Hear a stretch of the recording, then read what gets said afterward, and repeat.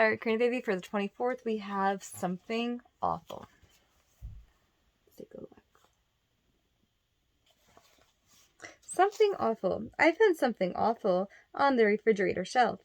I'd say it had been there for a week or more, but yesterday, all by itself, it flopped on the floor. Ker-plunk. And our dog Diggy lapped it up. Slurp, slurp, slurp. He thought that awful something was scrumptious. So the doggy thought it was good. Let's see what's next in our book. The Velveteen Rabbit. Let's take a look. There he is. How toys become real. There was once a Velveteen Rabbit, and in the beginning, he was really splendid. He was fat and bushy, as a rabbit should be. His coat was spotted brown and white. He had real thread whiskers, and his ears were lined with pink satin. On Christmas morning, when he sat wedged on the top of the boy's stocking, with a sprig of holly between his paws, and the effect was charming. There were other things in the stocking, nuts and oranges and a toy engine and chocolate almonds and a clockwork mouse. But the rabbit was quite the best of all. For at least 2 hours the boy loved him. And then aunties and uncles came for dinner, and there was a great rustling of tissue paper and unwrapping of parcels. And in the excitement of looking at the new presents, the Velveteen Rabbit was forgotten.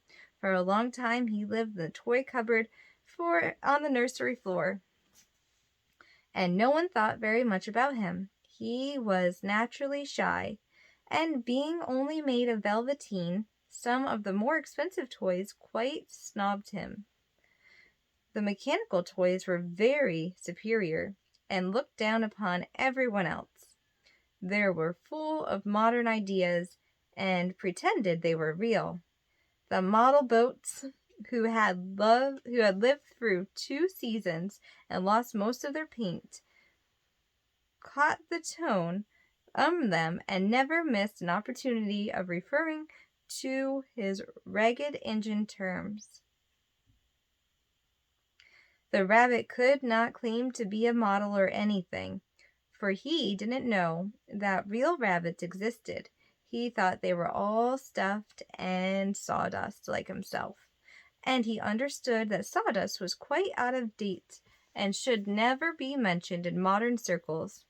Even Timothy, the jointed wooden lion, who was made of the disabled soldiers and should have been brought in view, put the airs and pretended he was connected with the government.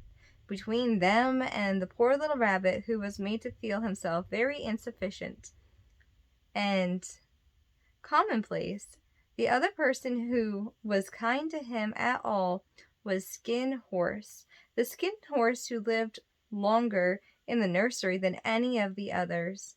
He was so old that his brown coat was bald in patches and showed and seams underneath, and most of the hairs in his tails had been pulled out to string bead necklaces. He was wise, for he had seen a long succession of mechanical toys arrive to boast and swagger, and by break their mainsprings and pass away. And he knew that they were only toys, and would never turn into anything else. For nursery magic is very strange and wonderful, and only those playthings that are old and wise and experienced, like Skin Horse, understood all about it. "What is real?" asked the rabbit one day, when they were lying side by side near the nursery fender, before Nana came to tidy the room. "Does it mean having things that buzz inside you and that stick out handle? Real isn't how you are made," said the Skin Horse. "It's a thing that happens to you when a child loves you for a long time. Time, not just to play with, but really loves you. Then you become real. Does it hurt? Asked the rabbit. Sometimes, said the Skin Horse, for he was always truthful. When you are real, you don't mind being hurt. Does it happen all at once, like being wound up? He asked, or bit by bit. It doesn't happen all at once, said the Skin Horse. It takes a long time. That's why it doesn't often happen to people who break easily, or have sharp edges, or have to be carefully kept. Generally, by the time you are real, most of your hair has been loved off, and your eyes drop out, and you get loose in the joints and very shabby. But those things don't matter at all, because once you are real, you can't be ugly except to people who don't understand. I suppose you are real, said the rabbit. And then he wished he had not said it, for he thought the Skin Horse might be sensitive. But the Skin Horse only smiled.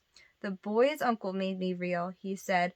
That was a great moment years ago.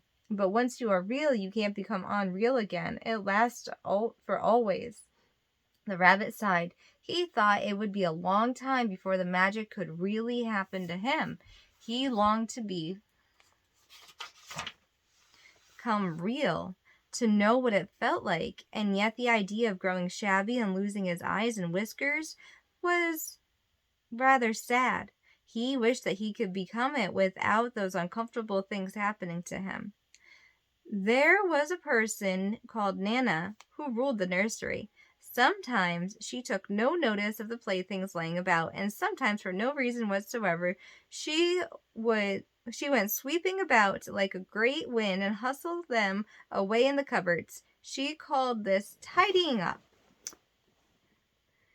And the playthings all hated it, especially the tin ones. The rabbit didn't mind it so much, for whenever he was thrown, he came down soft. One evening, when the boy was going to bed, he couldn't find the china doll that always slept with him. Nana was in a hurry, and it was too much trouble to hunt for the china dogs at bedtime. So she simply looked at her, and seeing that the toy-covered door stood open, she made a swoop. Here, she said, take your old bunny. He'll do to sleep with you. And she dragged the rabbit out by one ear and put him into the boy's arms. That night, and for many nights after, Velveteen Rabbit slept in the boy's bed. At first he found it rather uncomfortable, for the boy hugged him very tight, and sometimes he rolled over on him, and sometimes he pushed him so far under the pillow that the rabbit could scarcely breathe. And he missed, too, those long moonlight hours in the nursery, when all the hours was silent, and his talks with the Skin Horse. But very soon he grew to like it, for the boy used to talk to him and made nice tunnels for him under the bedclothes. And he said, were like the two burrows.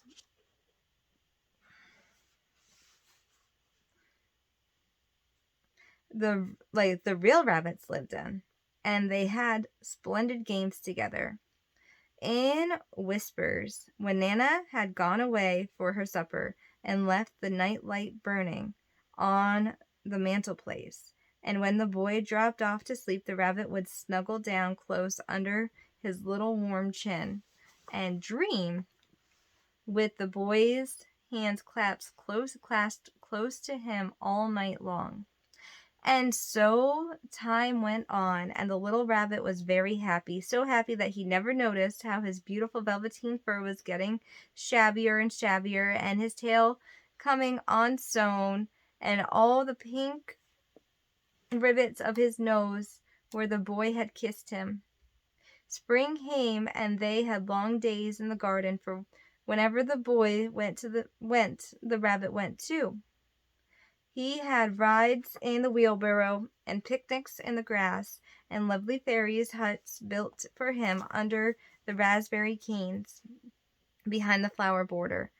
And once, when the boy was called away suddenly to go out to tea, the rabbit was left out on the lawn until long after dusk, and Nana had to come and look for him with a candle because the boy couldn't go to sleep unless he was there.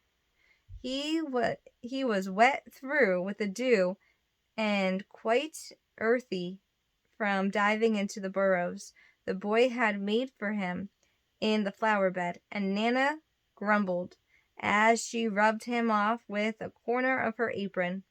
"You must have your old bunny," she said. "Fancy all that fuss for a toy." The boy sat up in bed and stretched out his hands. "Give me my bunny," he said. "You mustn't say that. He isn't a toy. He's real." When the little rabbit heard that he was happy, for he knew what the Skin Horse had said was true at last. The nursery magic had happened to him, and he was a toy no longer. He was real. The boy himself had said it. That night he was almost too happy to sleep, and so much love strained in his little sawdust heart that it almost burst, and into his boot-button eyes he had long ago lost their polish. There came a look of wisdom and beauty, so that even Nana noticed it next morning when she picked him up and said, "I declare if that old bunny hasn't quite a knowing expression." Oh, the Velveteen Rabbit became real in the nursery. Oh, baby, I love you, and I miss you so much. You know, you have Mama's teddy bear at your house. It has red pants, and it has little straps that go over the shoulder that are green, and it has little hollies in it.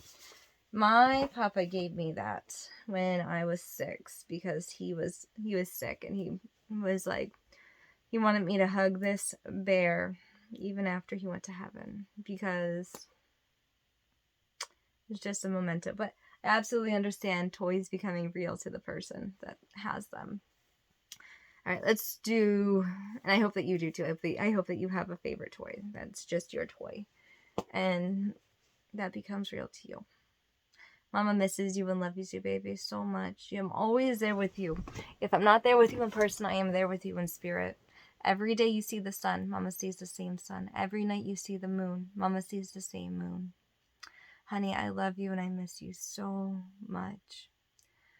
Let's do, "Oh, say, oh, playmate, come out and play with me, and bring your dollies 3, climb up my apple tree, shout down my rain barrel, slide down my cellar door, and we'll be jolly friends forevermore, more, more." It was a sunny day. She could not go out to play. She said with tearful eyes, "My dolly's got the flu. Boo-hoo-hoo-hoo-hoo-hoo. I ain't got no rain barrel. I ain't got no cellar door. But we'll be jolly friends forevermore, more, more." Karina, baby, I do love you. I hope that you're having a beautiful day today. I hope you're content in everything that you're doing. I hope that you're counting your blessings. And I just pray for you. I love you and I miss you.